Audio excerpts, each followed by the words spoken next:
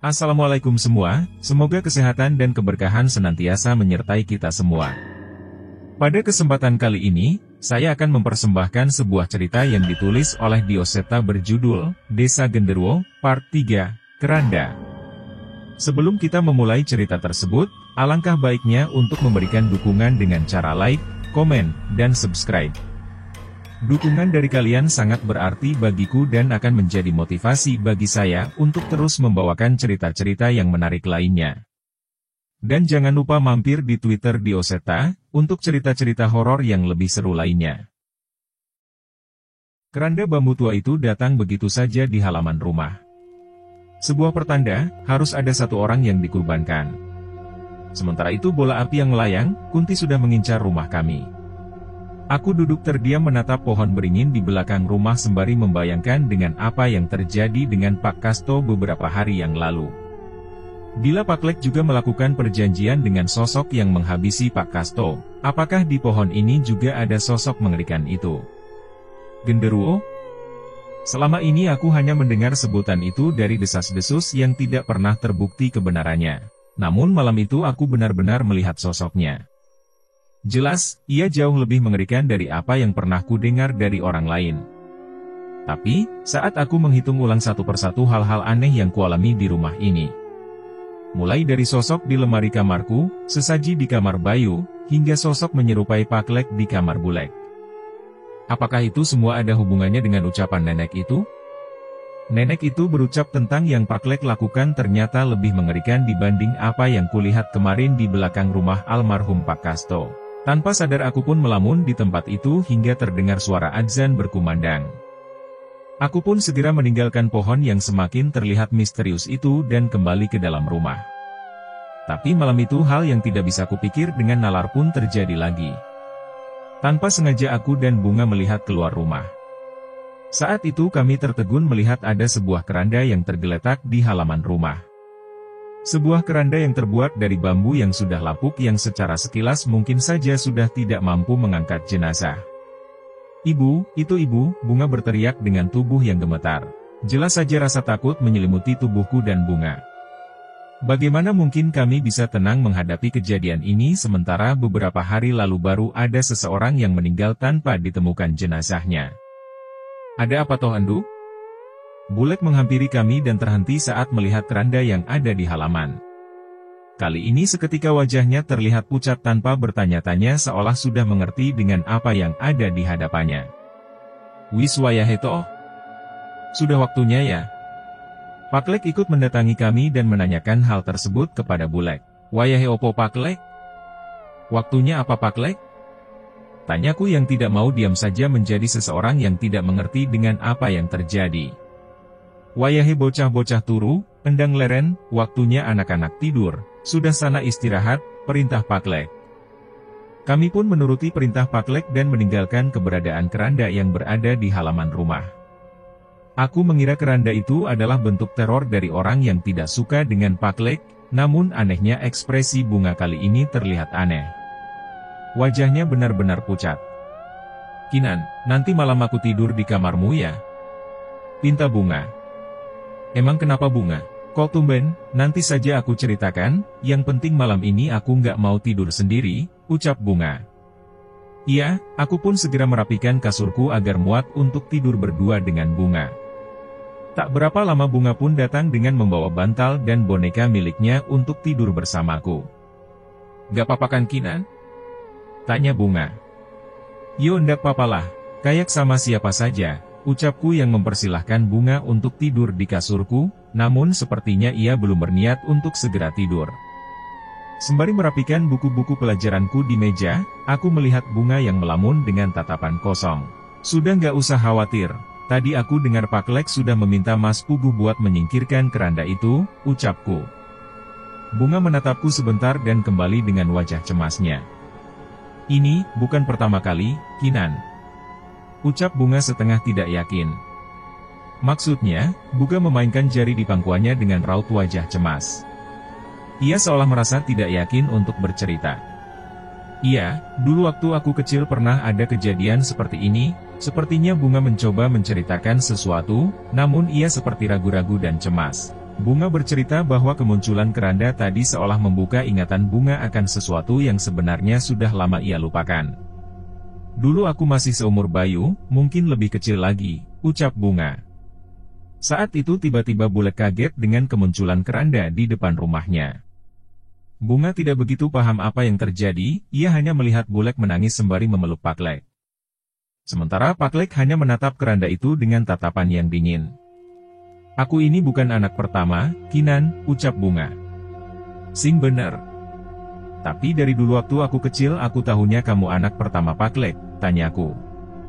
Bunga menggeleng. "Sebelumnya aku punya seorang kakak perempuan, tapi nggak ada yang pernah tahu tentang dia," jelas Bunga. "Hah? Tapi masak ibuku sampai nggak tahu juga?" Bunga menceritakan bahwa ia tumbuh dengan seorang perempuan yang mengasuhnya, Bibi Sumi namanya. Ia tinggal bersama Bulek dan Paklek jauh sebelum Embok Yatmi bekerja di rumah ini. Sepengetahuan Bunga, Bibi Sumi memiliki seorang anak perempuan. Bunga mengenalnya dengan nama Canting.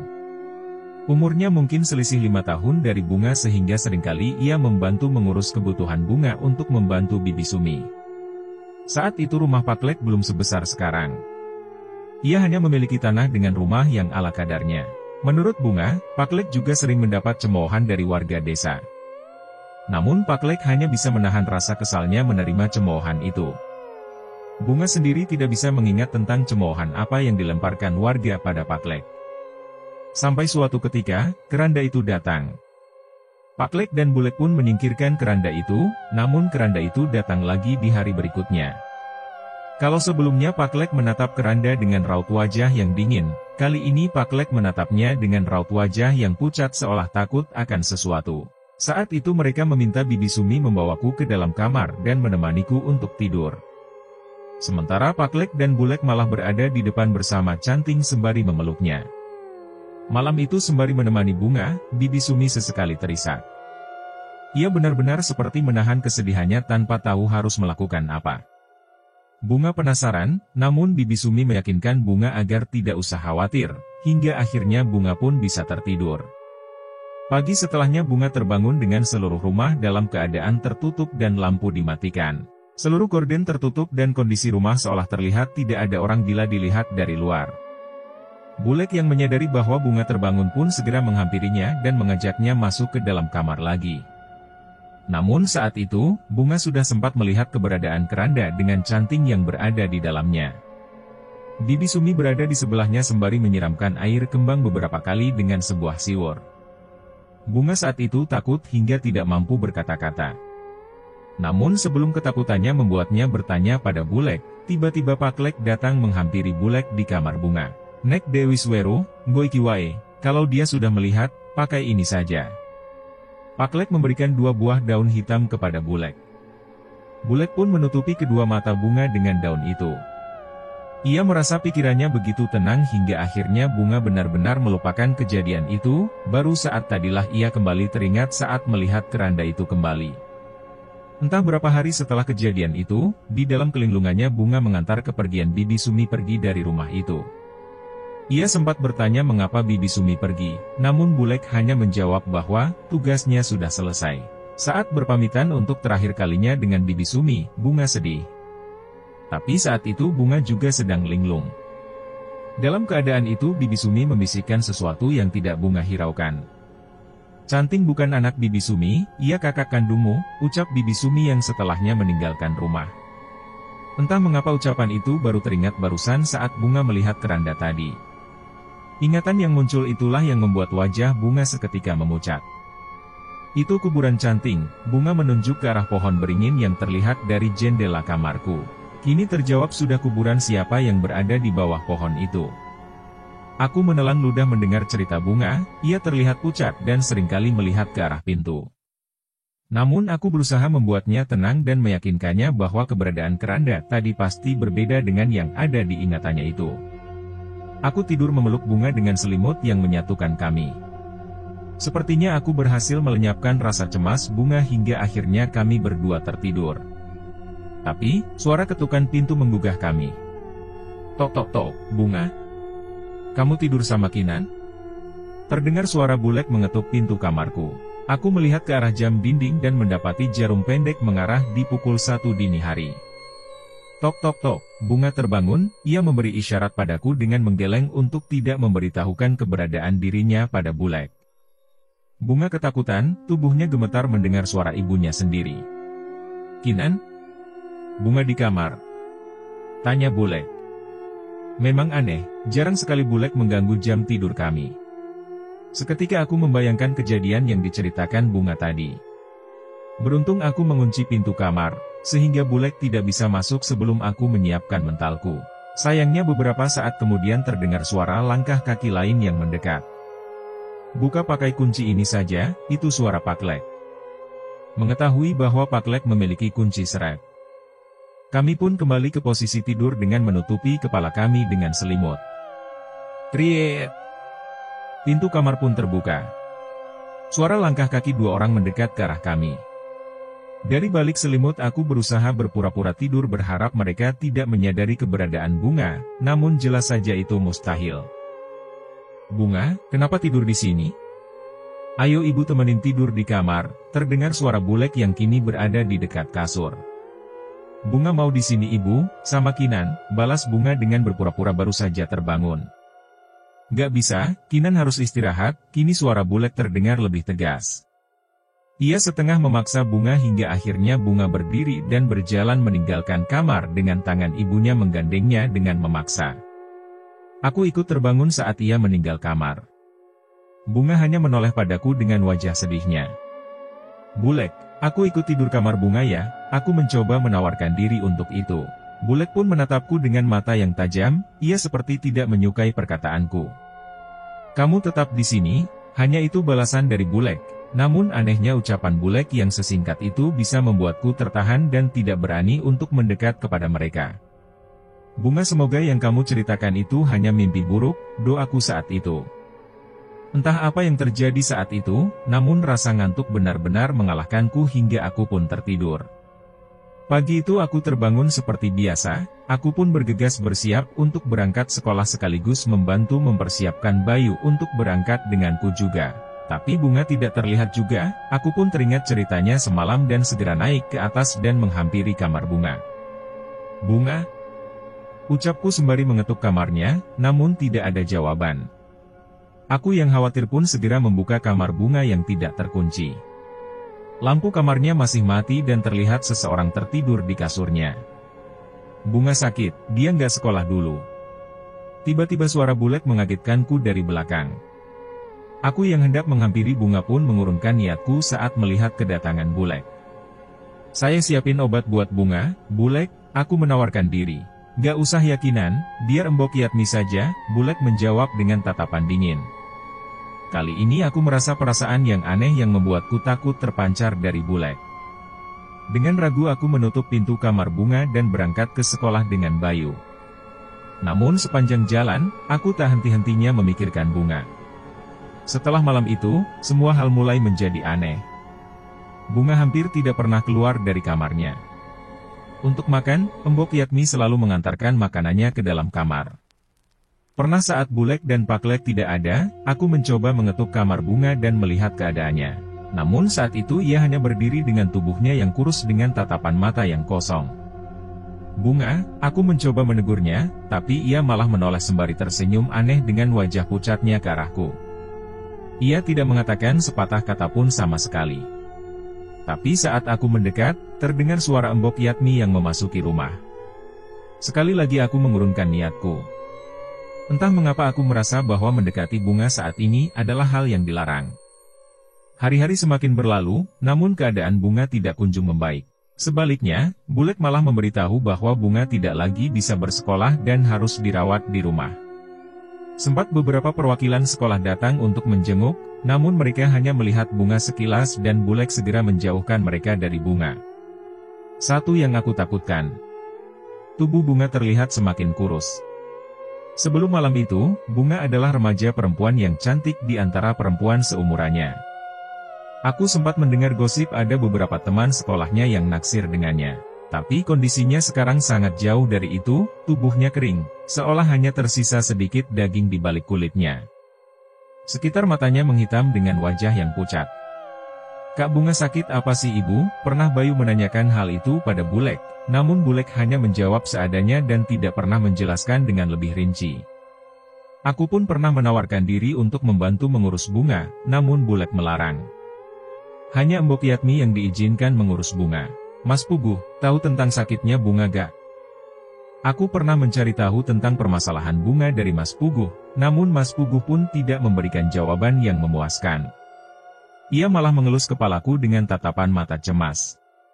"Rajin-rajin ibadah yakinan, doain saja yang terbaik buat Bunga," ucap Mas Puguh. Entah mengapa aku merasa hanya Mas Puguh yang sedikit berbeda di rumah ini.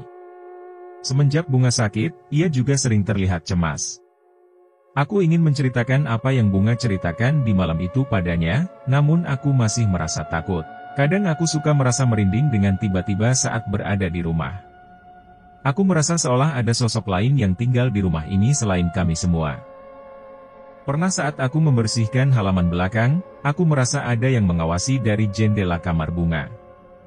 Memang, ada Bunga yang sedang memperhatikanku dari jendela itu. Tapi entah mengapa aku merasa bahwa itu tidak seperti tatapan Bunga. Beberapa kali aku juga melihat Mas Puguh yang sedang bekerja terhenti oleh sesuatu. Ia sesekali terhenti sembari menatap kaca jendela seolah ada yang mengawasinya. Hal itu sepertinya mempengaruhinya hingga beberapa bulan kemudian, Mas Puguh memutuskan untuk mengundurkan diri dan tidak bekerja lagi di kediaman Kartosuwito. Saat berpamitan Mas Puguh sempat mengatakan padaku sesuatu yang membuatku berpikir. Seandainya memungkinkan, sebaiknya Mbak Kinan tidak tinggal bersama mereka.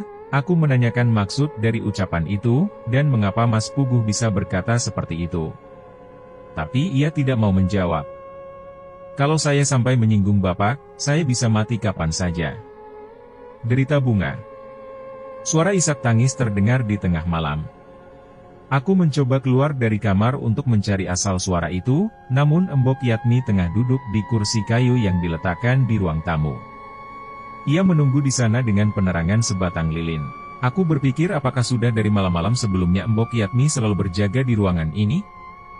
Ia menoleh ke arahku dengan tatapan tajam seolah memberi isyarat agar aku kembali ke kamar. Saat itu aku bertahan sebentar untuk menajamkan telingaku dan mencari suara isak tangis itu sembari berpura-pura ke kamar mandi. Setelah beberapa saat di luar, aku tidak mendengar suara lagi dan memutuskan untuk kembali ke kamar. Sayangnya saat kembali mencoba menutup mata, suara itu tidak terdengar lagi. Aku pun tidak punya pilihan lain selain memaksa diri untuk menutup mata dan tidur. "Itu Bunga," aku melihat sekelilingku dan mendapati tubuhku ada di sebuah tempat yang kukenal. Dengan mudah aku mengenali bahwa ini adalah kamar Bunga. Aku tak sempat mencari tahu bagaimana aku bisa ada di sini. Keberadaan Bunga di hadapanku benar-benar membuatku cemas. Bunga menangis dengan tubuh yang mengenaskan. Ia takut akan sesuatu yang menghampirinya. Ada sosok hitam mengerikan yang mendekat ke arah Bunga. Sosok besar bertaring dengan mata yang merah dan tubuh penuh dengan bulu. Bunga seolah tidak mampu mengendalikan tubuhnya. Ia hanya terkulai lemas dan terus menangis saat makhluk itu mendekat. Aku ingin menghampiri Bunga, namun aku tidak dapat melihat tubuhku, entah bagaimana aku menjelaskannya. Aku hanya bisa melihat tanpa berbuat apapun. Apa yang terlihat di hadapanku saat ini begitu mengerikan. Makhluk hitam itu melucuti pakaian di tubuh Bunga hingga tubuh kurusnya terpampang begitu saja. Bunga menangis, namun makhluk itu malah semakin beringas. Ia menjilati kemaluan Bunga dan menikmati setiap bagian tubuhnya. Tak peduli seberapa keras Bunga menangis, setan itu tetap melampiaskan nafsunya. Aku tidak bisa melupakan bagaimana ekspresi Bunga saat makhluk itu memperkosanya dengan beringas hingga darah berceceran di kasur Bunga. Setelahnya, Bunga yang tak mampu melawan hanya terkulai lemas kembali dengan tatapan mata yang kosong. "Kowe lungoyo enduk, iki wis keterlaluan, aku pergi anak. Ini sudah keterlaluan," terdengar suara seorang nenek dari belakangku, namun tetap saja aku tidak bisa melihat selain apa yang ada di hadapanku.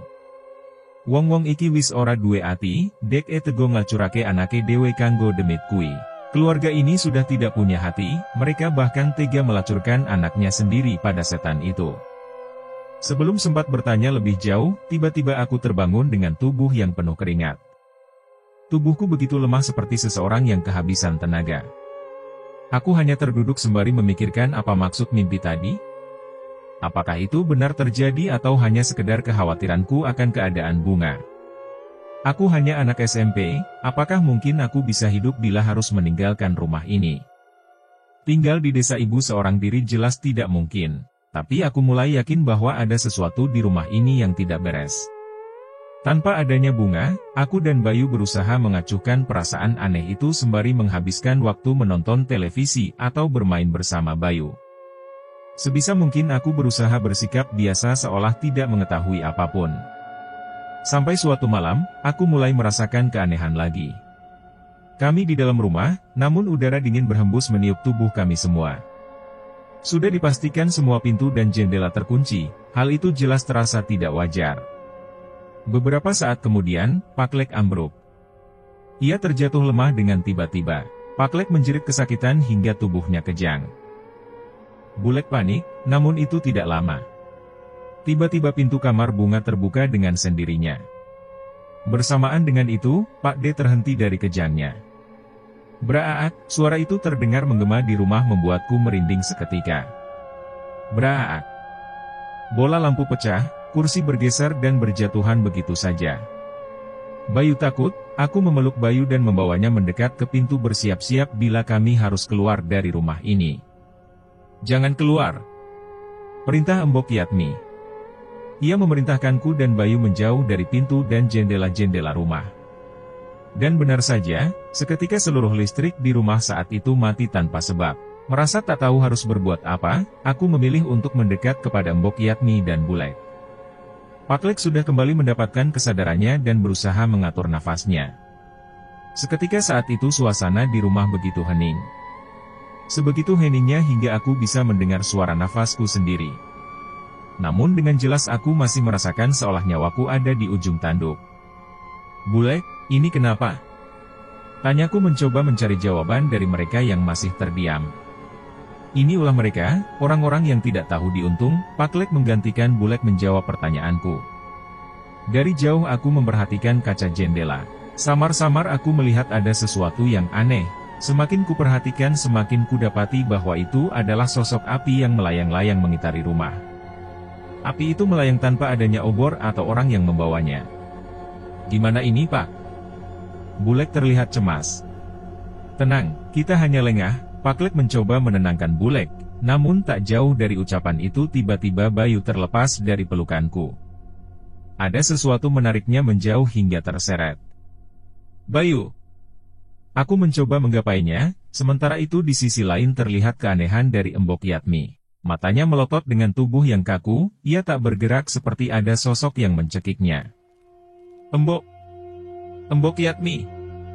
Pak Lek dan Bulek memegangi tubuh Embok Yatmi dan berkali-kali mencoba menyadarkan dirinya. Tapi, kenapa Embok Yatmi? Kenapa mereka tidak lebih berusaha menolong Bayu yang hampir saja hilang dari pandangan mereka? GHRRRRRHRRRR. Suara mengerikan itu terdengar lagi. Saat itu juga Embok Yatmi tergeletak dan kembali bernafas. Sesuatu yang menarik Bayu sudah tidak ada lagi. Saat itu aku memeluk Bayu di sudut tembok, dan benar saja mereka tidak peduli dengan Bayu. Mereka ketakutan, namun mereka seperti mengandalkan sesuatu. Di tengah kebingungan itu, tiba-tiba Embok Yatmi berdiri. Seketika wajahnya pucat, ia menoleh pada Pak Lek dan Bulek sembari menyeringai dengan raut wajah yang berbeda dari Embok Yatmi yang kukenal. Ora ono sing bakal nulungi kowe, wis akeh sing dendam karo kowe bakal mati wengi iki, tidak ada yang akan menolongmu, sudah banyak yang dendam dengan dirimu, kamu akan mati malam ini. Itu bukan suara Embok Yatmi, suaranya terdengar serak dan berat. Ia mendekat ke arah Pak Lek dan Bulek yang sudah menyadari keanehan dari dirinya. Namun Pak Lek dan Bulek segera menjauh. Embok Yatmi yang tengah kerasukan tidak membiarkan mereka pergi. Dengan langkah yang cepat Embok Yatmi mengejar Bulek dan menarik tubuhnya hingga terjatuh. Dengan kesetanan, Embok Yatmi mencakar tubuh Bulek hingga kukunya dipenuhi dengan darah Bulek. Mati! Kowe pantas mati! Teriak Embok Yatmi. Tolong! Bulek berteriak kesakitan dengan tubuhnya yang sudah penuh dengan luka cakaran. Sebuah guci besar pecah tepat di kepala Embok Yatmi. Itu adalah perbuatan Pak Lek. Embok Yatmi tergeletak di lantai dengan darah yang mengucur dari kepalanya. Ia terbaring dengan mata terbelalak. Mati?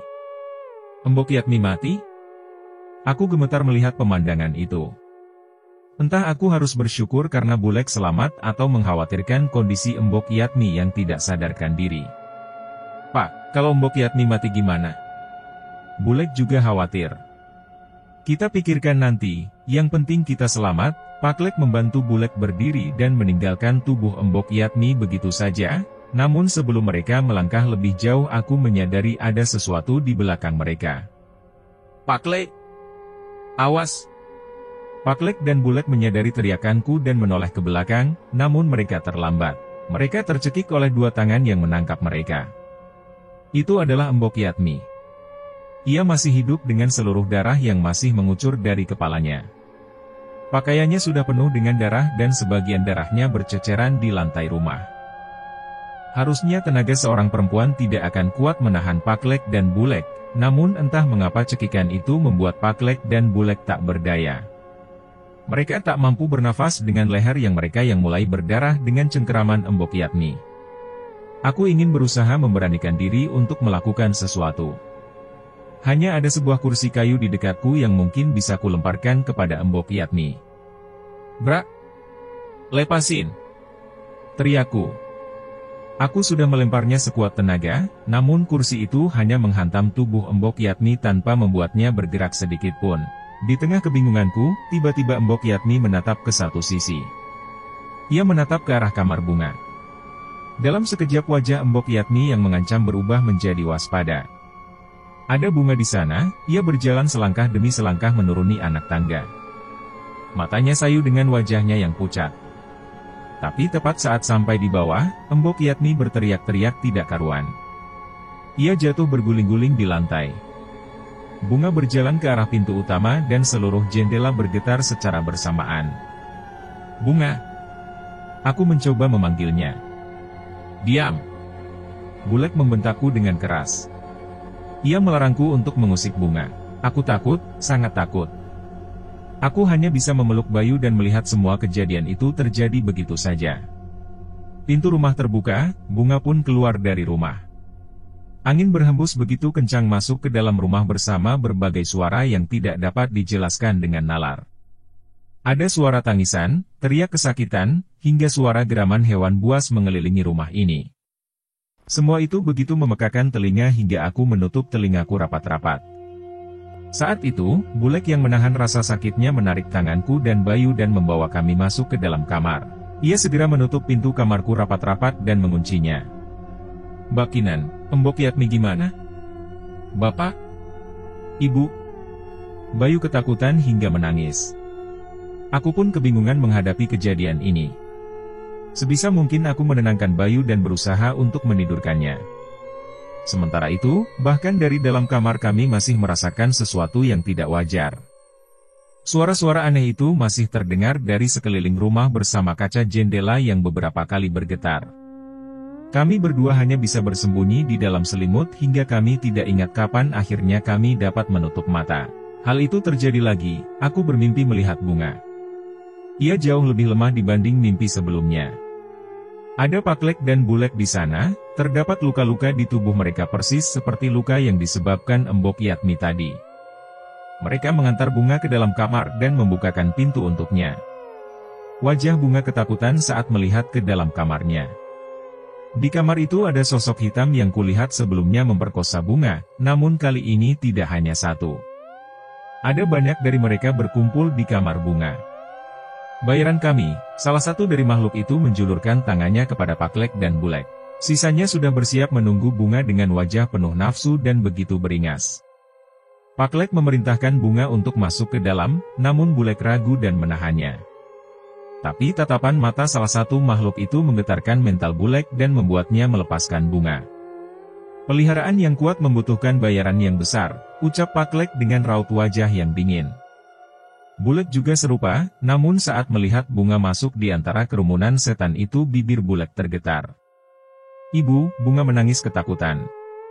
Raut wajahnya menggambarkan bahwa ia tidak bisa membayangkan apa yang akan terjadi dengan dirinya. Saat pintu tertutup saat itu juga tubuh bunga menjadi bulan-bulanan makhluk hitam tak berperi kemanusiaan itu. Mereka benar-benar setan yang hanya melampiaskan nafsunya pada bunga yang sudah begitu lemah. Aku ingin menjerit dan berteriak, namun sekali lagi aku tidak bisa. Semua ini hanya penglihatan. Makhluk-makhluk itu terlalu keji memperlakukan bunga. Mereka merobek baju bunga, menjilati tubuhnya, menggilirnya satu sama lain dengan begitu kasar, dan mereka baru berhenti ketika tubuh bunga menjadi rebutan dan satu persatu bagian tubuh bunga terpisah dari tubuhnya. Jantungku serasa ingin meledak saat melihat bunga berakhir dengan tubuh yang tercerai-berai di kamarnya sendiri. Sebuah kamar yang seharusnya menjadi tempat teraman untuknya namun saat ini menjadi sebuah tempat terkutuk di mana kedua orang tuanya menumbalkan dirinya untuk makhluk biadab peliharaan mereka. Suara mobil ambulans terdengar memekakan telingaku. Aku terbangun dan mendapati Bayu masih tertidur tepat di sebelahku. Matahari bersinar begitu terang tidak seperti pagi yang biasanya. Aku menoleh ke arah jam dan mendapati hari sudah melewati setengahnya. Bagaimana aku bisa tidur hingga sesiang ini? Aku menduga Pak Lek pasti memanggil ambulans untuk menolong Mbok Yatmi, namun ternyata perkiraanku salah. Saat sampai di luar, keadaan sudah ramai dengan orang-orang yang menonton petugas ambulans mengevakuasi jasad-jasad yang bergelimpangan di jalan desa. Gila, ada yang bola matanya sampai keluar. Pak Toyo tubuhnya terbelah jadi dua. Ucapan-ucapan itu terdengar dari perbincangan orang-orang yang membicarakan jasad-jasad itu. Pak, ini ada apa? Pembunuhan lagi? Tanyaku pada warga yang sedang menonton. Iya Kinan, ini lebih mengerikan. Pembunuhnya kayak bukan manusia, jawab salah satu dari warga. Hewan buas, tanyaku. Bukan, bisa jadi setan, balasnya lagi. Sontak aku teringat semua kejadian semalam saat Pak Lek dan Bulek hampir mati oleh serangan sosok yang merasuki Mbok Yatmi. Beberapa orang tua menggeleng melihat jasad-jasad itu. Mereka terlihat seolah mengerti akan kejadian ini. Namun, di antara mereka ada seseorang yang wajahnya tidak asing, Mas Puguh. Aku berjalan mendekat ke arah Mas Puguh untuk mencari tahu tentang apa yang ia ketahui tentang kejadian ini. Mas, aku mendekat dan menepuk pundaknya. Mbak Kinan? Mas Puguh terlihat bingung sembari celingak-celinguk memeriksa sekitarku. Aku sendirian kok, ucapku yang mencoba meyakinkan Mas Puguh bahwa kami aman untuk berbicara. Aku ingin mulai bertanya, namun ia menarikku ke tempat yang lebih sepi sebelum berbicara. Mas Puguh tahu ini kenapa? Tanyaku. Sebaiknya Mbak Kinan gak usah tahu, mungkin saja Mbak Kinan bisa selamat hingga sekarang karena ketidaktahuan Mbak Kinan, ucap Mas Puguh. Mungkin saja ucapan Mas Puguh ada benarnya. Namun aku tidak yakin bahwa berpura-pura tidak tahu akan terus bisa menyelamatkan hidupku. Aku sering dapat mimpi, yang terakhir aku melihat bunga ditumbalin buat sosok hitam yang mirip sama genderuwo, aku memberanikan diriku untuk bercerita. Namun bukannya mendengarkan, Mas Puguh malah menutup mulutku. Sudah cukup, Mas keluar dari pekerjaan agar selamat. Jangan menyeret Mas ke masalah Kartosuwito lagi. Ucap Mas Puguh. Tapi, sekarang saya harus gimana? Mayat-mayat ini ada hubungannya dengan Pak Lek dan Bulek kan? Tanyaku sembari berbisik. Sekali lagi Mas Puguh mengecek keadaan di sekitar kami. Saat memastikan keadaan sudah aman, ia mulai berbicara. Semalam kediaman Kartosuwito diserang secara gaib oleh orang-orang yang dendam dengannya. Beberapa warga mengaku melihat penampakan makhluk halus hingga api yang melayang-layang. Cerita Mas Puguh. Saat mengingat apa yang terjadi semalam, semua ucapan Mas Puguh menjadi masuk akal. Kalau Pak Lek dan Bulekmu selamat, pasti dia melakukan pertukaran dengan bayaran yang besar. Sebaiknya Mbak Kinan jangan terlibat dan pergi sejauh mungkin, lanjut Mas Puguh. Bayaran yang besar? Seketika aku teringat akan mimpiku dan khawatir dengan bunga. Namun masih ada satu pertanyaan yang membuatku penasaran. Memangnya apa yang diperbuat Pak Lek dan Bulek sampai banyak orang yang ingin membalas dendam sama mereka? Tanyaku pada Mas Puguh. Mas Puguh hanya menarik nafas dan menggeleng. Ia seolah sulit mengatakan jawaban atas pertanyaanku.